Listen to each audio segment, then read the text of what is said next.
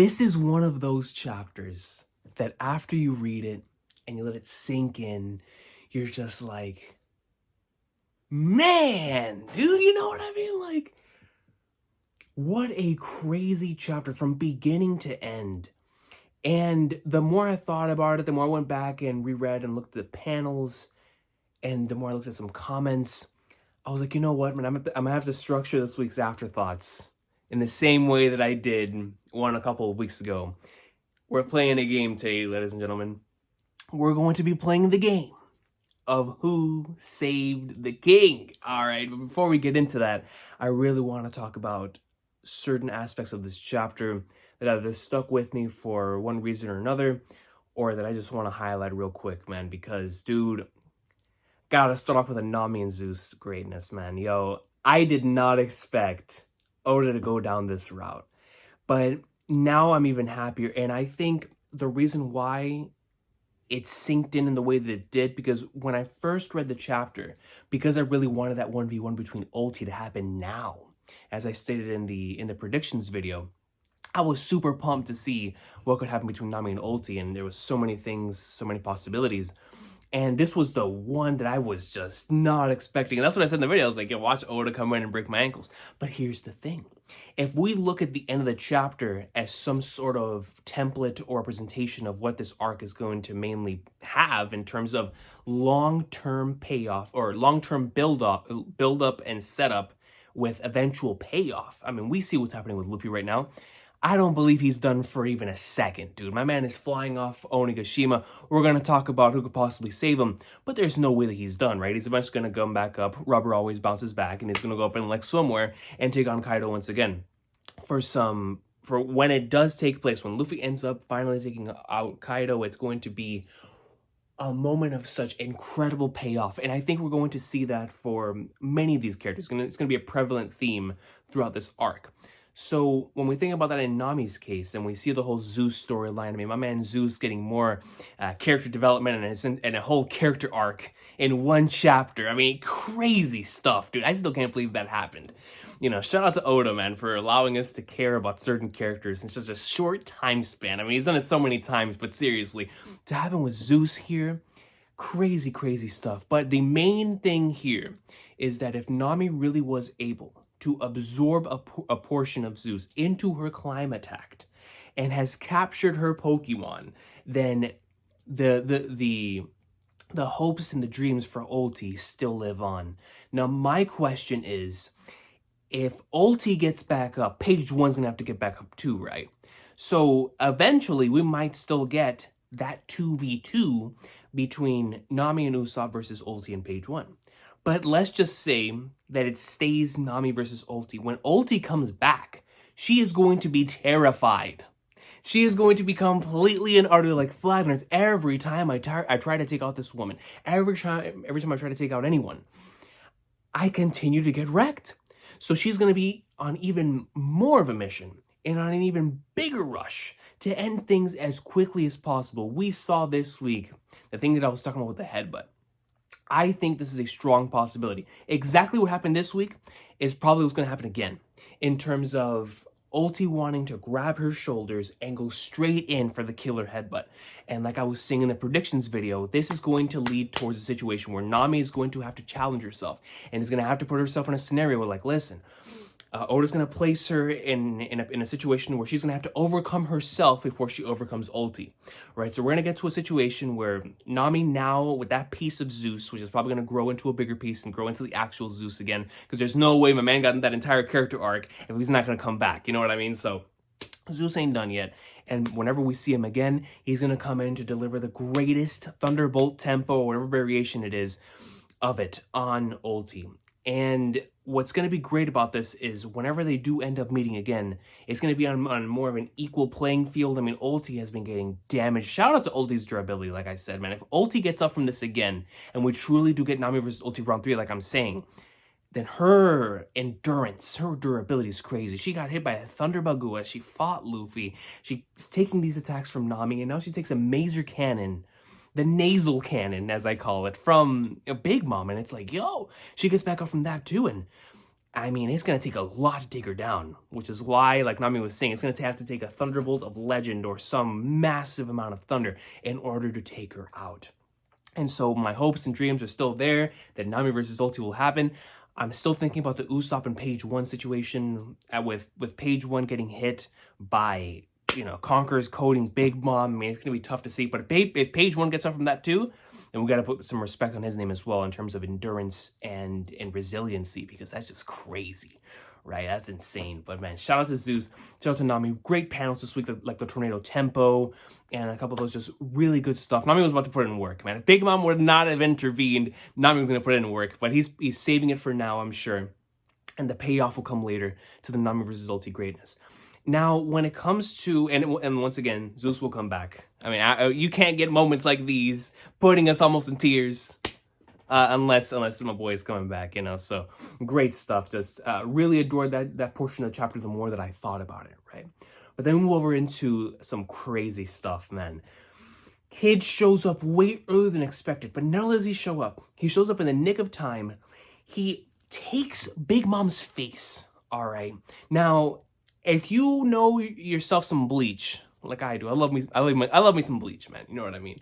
There's a certain scene later on in the series where Ichigo grabs a certain someone's face like this in a vice grip and just takes them into the Flagnards with the most epic version of Fade to Black playing in the background, right? So Kid did a very similar thing to this, though it wasn't on the same level as Ichigo's, because we know what happened there.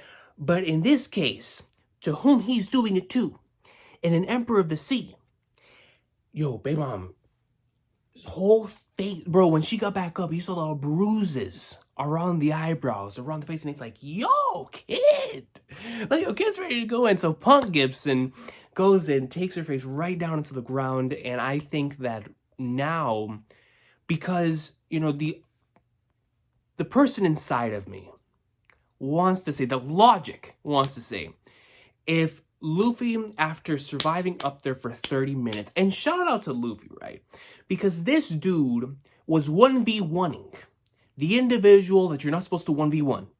And he fought him up there for 30 minutes with a brand new technique and caused Kaido to try so hard that instead of beheading him like he wanted to do, he sent him flying off Onigashima. And if that's not, Kaido himself even says it. Shout out to Kaido. Dude, this man Kaido is giving me strong Brock Lesnar and Thanos vibes the entire arc, right? But this chapter, with the dialogue, Kaido's just a beast. Every single chapter, the more chapters we get to spend with Kaido, and I'm sure after we get that flashback, I think Kaido's going to end up being one of my favorite antagonists in the series. I really do. He's such an amazing character. His presence is just crazy. It's crazy, and it has like that level of hype and rawness to it, but at the same time you can tell there are some layers we have to peel, right? So and I'm sure we're gonna get that here with the backstory whenever that happens. But yeah, man, crazy stuff. But going back to the Kid Big Mom thing, the thing I'm trying to get to is with Luffy lasting as long as he did and going in against Kaido, do we expect something of a similar magnitude to happen with Big Mom in terms of Big Mom and Kid fighting for that long by themselves? Or do we expect somebody to show up, like a Law, for example, or somebody else to come in to help Kid within the Big Mom fight? Because Kid 1v1ing Big Mom, that's going to be dangerous. You know what I mean? That's going to be dangerous for Kid. Because, no disrespect for Kid, but that's a Yonko, like that's an Emperor. That's Big Mom. We know how much it takes to damage one of these individuals. But Big Mom is just crazy, man. So I wonder what Oda's going to do with Kid here. Is this going to be just a showcase of his abilities, of what he can do? How much resiliency does he have? How much endurance does he have? Possible showings of his own Conqueror's Haki? I'm not sure, right? I'm not sure what Oda has in store with Kid.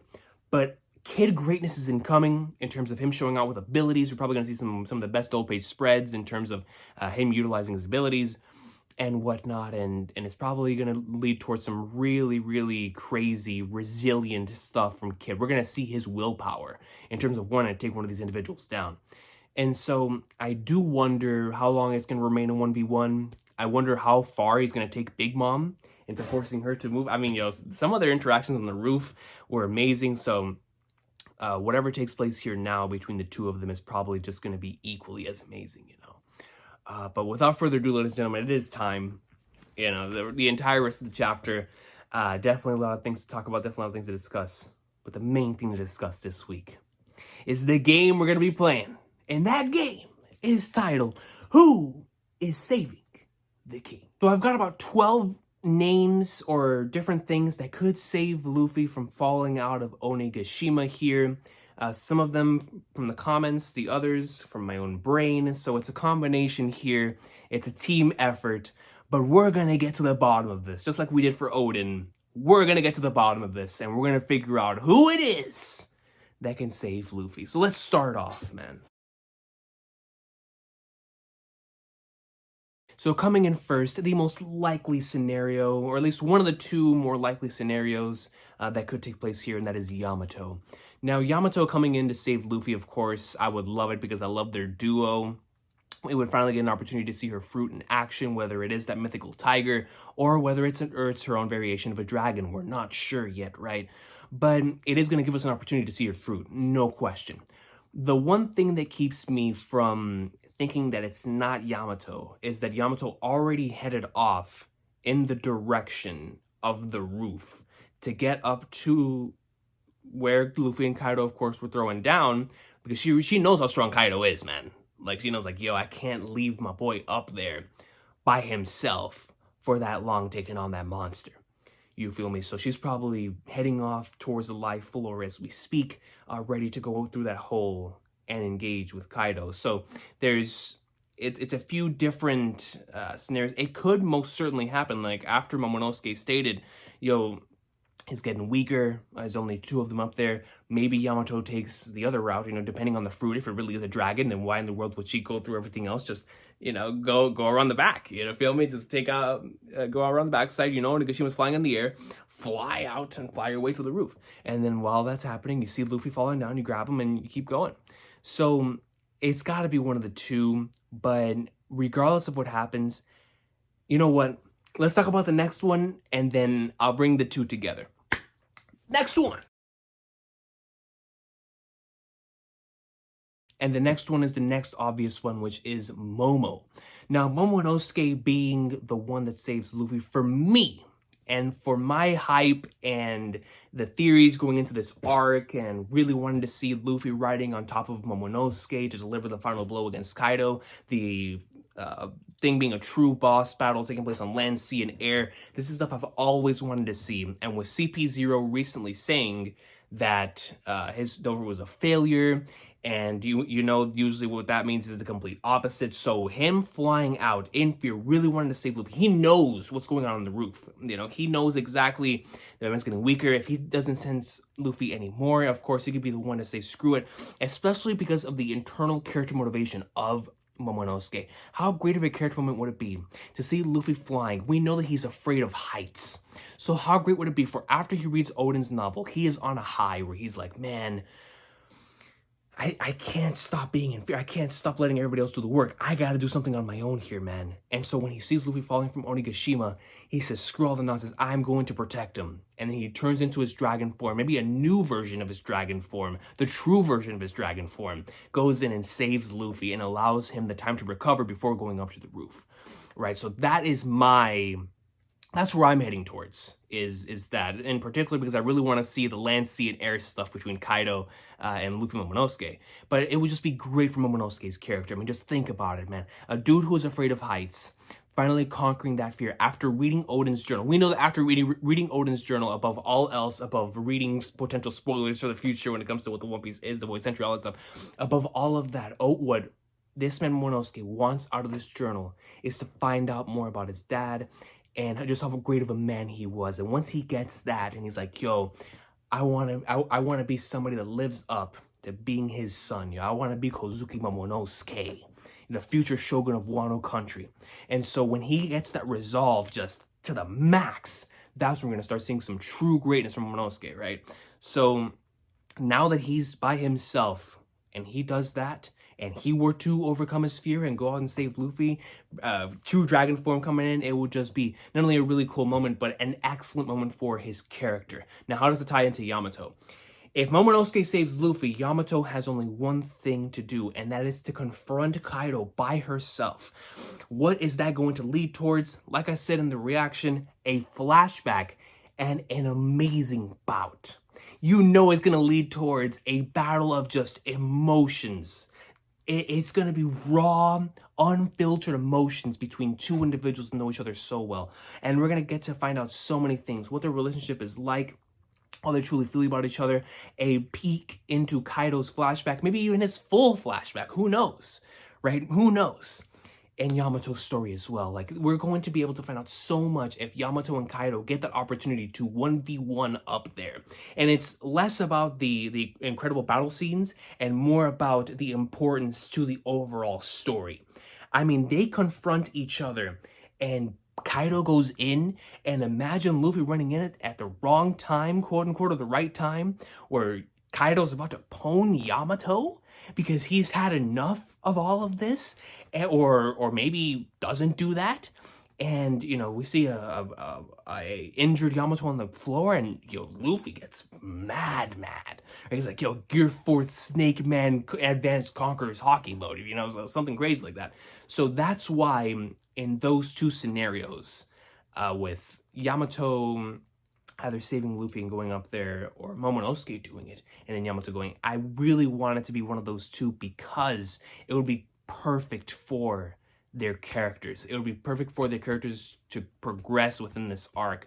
We need a confrontation between Kaido and Yamato in this arc, man. And we need them to come face to face. We know that's when flashback season hits. We know when the emotions are going to be running high. Some really cool battle sequences considered. We're probably going to see Yamato's fruit for the first time there. If it's not showcased while saving Luffy. So if Momonosuke saves Luffy, Yamato goes directly to Kaido. And that is going to cause for some incredible stuff. I'm not sure if that'll take place before the battles take place, finish taking place in the bottom, or after. Who knows? But if that ends up being the case, if Momonosuke saves Luffy in the way we think it's going to happen, then expect Yamato to confront Kaido, and it's going to be some incredible stuff. And it just gets me super hyped just thinking about it. Especially, now for me as a hype beast, you already know. Similar to one of my favorite finishes in the entire series with the Ogun rifle, right? Luffy going in to destroy NL in the sky. I love big bombastic attacks like that. So if we get something like that, but against Kaido with Onigashima in the air, oh my goodness, that would be great, man. So I'm really leaning towards it being one of those two. Now the next one, it's probably like a 0.01% chance, but I gotta throw it out here like I do for any of these. SABO. I mean, my boy's probably taking care of his own situation right now with Vivi. I don't know if they're in Alabasta, if they're imprisoned, if my man's almost dead. I don't know. But let's just say Kuma, need him away to Wano. Then what about SABO? You know what I mean? The more SABO we get, the better. So, SABO. Now, this next one is crazy. All right? Aokiji, could you imagine? Luffy falling out of the sky, right? He's all about to hit the ground. And then you see just one text bubble. And in that one text bubble, you see Arara with the ice just freezing, or the water just freezing. And, then you hear the wheels on the bicycle. Oh, man, dude, the hype would go beyond imagination for that, man, for two reasons. Number one, it's Aokiji, and number two, Aokiji's a Blackbeard pirate. You know what would follow after that, son? I mean, my brain would just lose it if it were Aokiji. So if it is Aokiji, hype levels on maximum. Big Mom's ship. Now, it being Big Mom's ship would actually be really dope, especially depending who is on that ship, right? Because they would know the resiliency of Luffy, and it would showcase the impact of Whole Cake Island, depending on what they would do. I mean, could you imagine a scenario where Luffy falls onto Big Mom's ship, they look at him and they're like, yo, this is our only opportunity to take out the person that Mama wants to destroy the most, but should we really do it? And it would allow for a moment of internal conflict in the Big Mom crew, of being like, yo, should we take him out here and now? Or, respecting his resiliency, respecting his resolve, they don't even try to touch him. They just like, wait for him to come back and then maybe they attempt maybe even a plan to overthrow Kaido. Who knows, right? Who knows what could happen there? But I think the possibility of it being Big Mom's ship is really fascinating, and honestly isn't that far-fetched. Marco. Now, when I saw this in the comments, the first thing I thought of was the only way that Marco shows up to save Luffy is if Sanji is laying the smackdown on King, Queen, and Jack. So if that is the catalyst for Marco going and leaving the stuff on the floor behind because he believed that Sanji was gold enough to take on all three, and he goes off to save Luffy, I'll take it. Luffy lands in the Flower Capital. Now, this one is very, very interesting for multiple different reasons, but I think the main reason for it is, imagine a scenario where Onigashima is still flying as long as it has been, right? But this time, we wait until Onigashima finishes flying down towards the Flower Capital, which is when Luffy will be able to get back up there once again. Because if he falls in the Flower Capital, we're going to have two different perspectives. We're going to have the perspective of Onigashima, and we're going to have the perspective of the Flower Capital. Now, the one thing that really keeps me away from this theory is that if Luffy were to fall into the Flower Capital, what would stop him from immediately, once he gets back up, going into Gear 4th and heading right back up to Onigashima, saying screw all nonsense? I mean, technically, it doesn't take away from the possibility that he could land in the Flower Capital. I mean, he could literally land in the Flower Capital. The individuals that are there look at him. Maybe they could try to heal him up a little bit, or maybe that's where the Tengu is, and he meets up with the Tengu once more. The Tengu helps him in order to get back up, and that's where he manages to, go into Gear 4th, head right towards the roof again, and it's just going in there like swimwear again. So, the more I think about this one, it definitely could happen. Luffy landing in the Flower Capital and somebody helping him out, like the Tengu or whatever, and then he gets back up on his feet, Gear 4th greatness, going right in. Great transition into the next one, which is Luffy himself with the gears. So he regains consciousness mid-flight and says, screw all the nonsense, I am getting back up to that roof, and just powers up, Gear 4th, bounce man, boom, goes right back to the roof. This is actually it's not likely, but it is plausible. It is something that we could definitely see happening, especially if we have a battle that's going to take place in the air at some point, and Momonosuke does not make his way up there yet. Luffy fighting in the air, Kaido of course can fight in the air. It could most certainly happen. So Luffy's saving himself, utilizing the gears.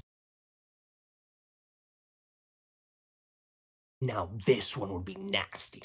This one would be crazy, just going into my inner love of villains doing villainous things.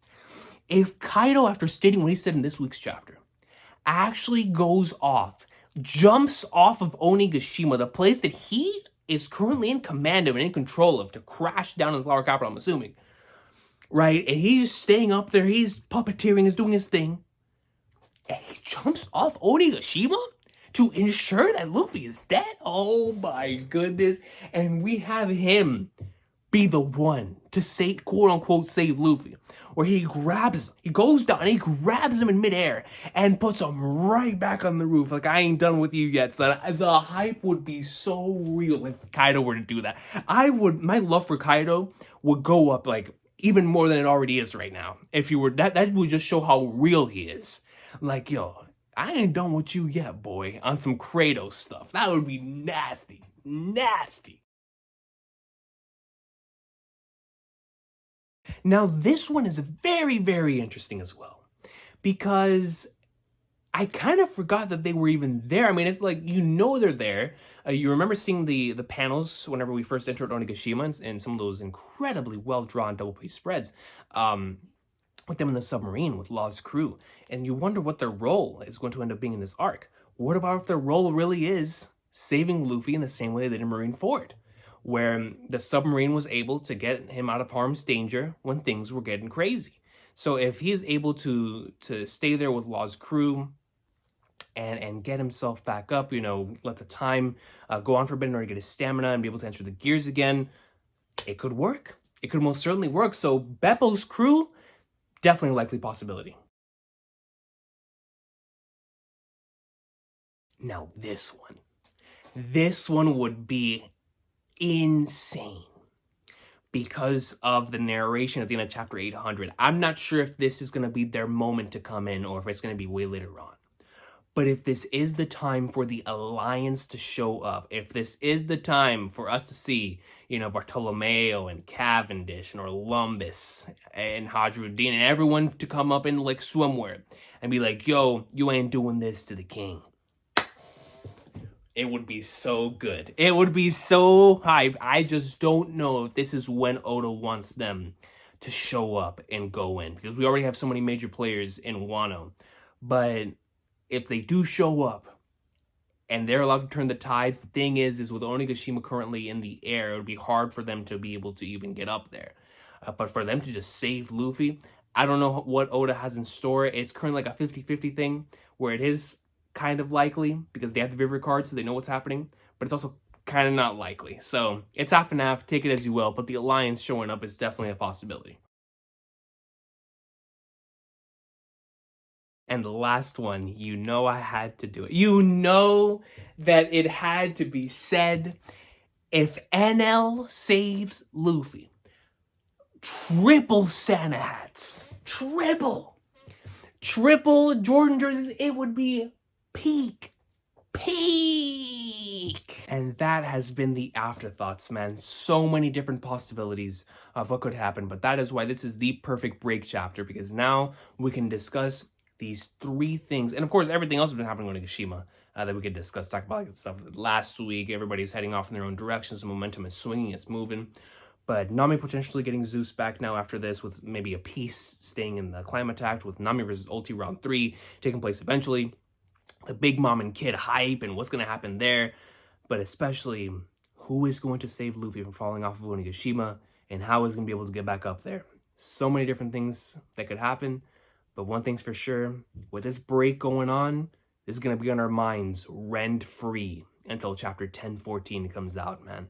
But I will see y'all next time. I hope everybody has an awesome day. Let me know what y'all thought about this week's chapter and about this video, or about any of these predictions and comments that I compiled. And a massive thank you to everybody who commented on the reaction, because that is where I got most of these possibilities from, man. So shout out to y'all for always being creative and imaginative and blowing my mind with comments, as y'all usually do, man. So let's go, man. Chapter 1013 was crazy, and we can only expect that Onigashima is only going to get crazier from here, man. So let's see what happens. Let's see if Oda immediately answers who goes in and saves Luffy, or does he transition over to something else? Who knows with him, right? Who knows? We'll see what happens. You'll have an awesome day. Take care. One Piece great.